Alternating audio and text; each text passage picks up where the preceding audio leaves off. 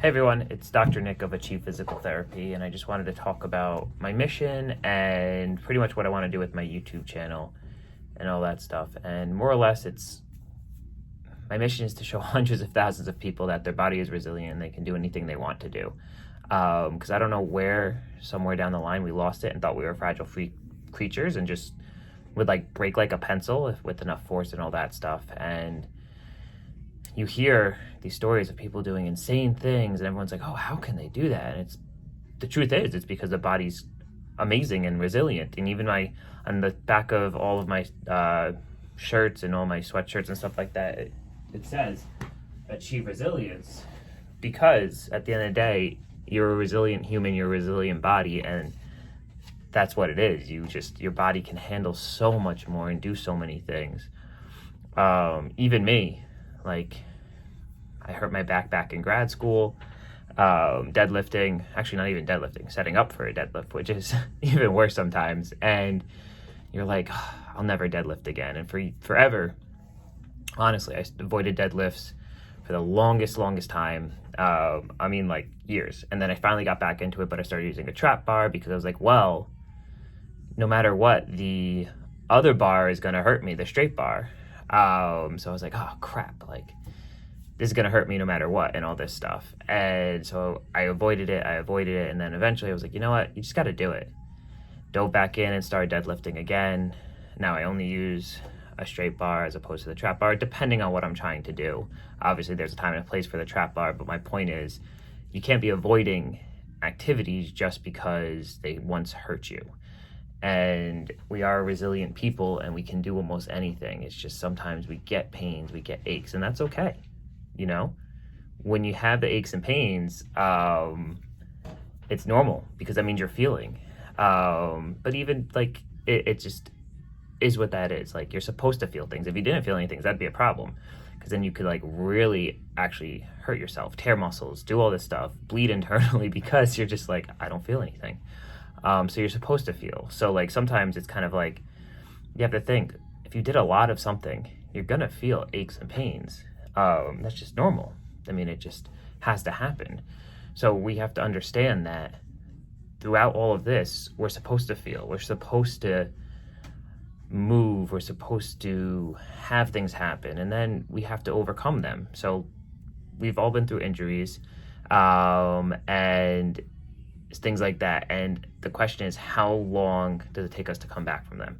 We can't be scared to be doing the things that once hurt us. And you see it a lot in athletes that they get hurt and they have trouble on the field again and stuff like that. There's a psychological component to it as well as physiological and injury and muscle strength and all that stuff. But like that psychological component is a huge factor, and I really delve into that, so much so with a lot of my patients. I was like, you'll hear me, if you ever work with me or talking to people, hear me in public, I just ask why a lot. Like, why are you so scared to do that? Or why don't you want to do that? And then it just breaks down of, I don't know. And then it's one of those things of, oh, I thought it would make it worse, or I avoided it, or I did this. And I'm like, well, don't, like, let's see what happens. Obviously don't go gun ho. Like, if you haven't ran for 5 years because you were scared it was bad for your knees, the first thing you don't do is run 5 miles.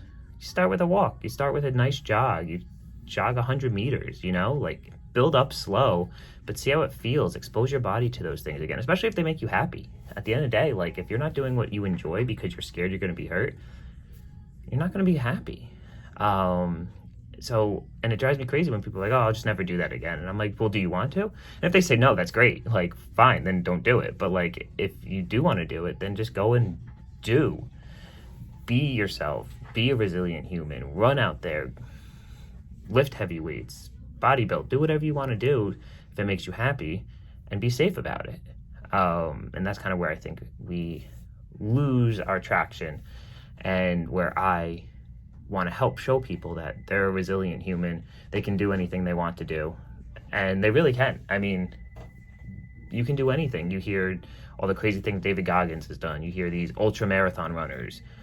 You hear people like hike or run the whole Appalachian Trail in X amount of time. You hear some of these rock climbers, climb these crazy rocks and solo, like free solo and stuff like that. And like, everybody can do that stuff if they want to.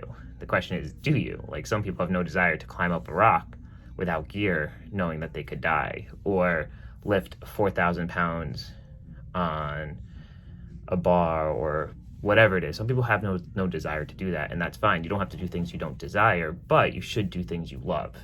And if walking is something you love, then walk.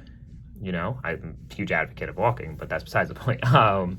But seriously, like, we have to understand that just because we have aches and pains does not mean that we're falling apart or aging, stuff like that. So like, even me, when I was in grad school, we learned after 30, physiologically things change and stuff like that, but that's fine. Physiologically, things can change. You're supposed to age. Things are supposed to get better. You know, like a fine wine, things get better with age. And that's okay. Like, you can't start like when you were 18 years old. You can't jump into like preseason soccer practice and you just never ran before all season, and then next thing you know, you were fine running and stuff like that. A little bit different. You have to continue to work towards it. And that's the other thing, is we have to understand, like, we can't give up on things. I've hear counted time and time again, people are always like, oh, how can this person do this? They're this old. Like, what the heck? I'll never be able to do that when I'm 70 or 60 or 50 or 80, whatever it is. It's like, no, that's not the truth at all. You definitely can. It's the question is, did you stop doing that for extended periods of time? And a lot of times we do that. We tend to forget that sometimes we take like a 10, 15-year hiatus from activities and then get frustrated with ourselves and our like New Year's resolutions to run a marathon or something like that, or I want to compete in a bodybuilding show, or I want to compete in a powerlifting meet, without realizing that some of these people you're comparing yourself to haven't stopped. And they're older, yeah, but they also did something a long time. And when you stop for too long and then you get right back into it like you never stopped, you're going to set yourself up for some type of discomfort. You're going to start feeling things, and that's not ideal. And then it sets you back more because you're like, oh, maybe it's not for me. That's not the case. You may have just went into it too fast. And so we all do that, and we all get caught up into it, even me. Like, I'm not perfect by any means. Like, if I take a long break from running or doing any type of cardio stuff, I tend to go a little overboard, just because that's our personality sometimes. And then I realize the next day when I'm sore and hurting and stuff like that, I'm like, yeah, probably wasn't smart. The question is, how do you handle the after effects and stuff like that? Do you give up, or do you just gradate it back and all that stuff? And that's where we have to actually truly understand when to pull back, when not to pull back. So in summation, the whole thing of what I'm really trying to get at is your body's resilient. I want people to understand your body's resilient. I want you to understand your body's resilient.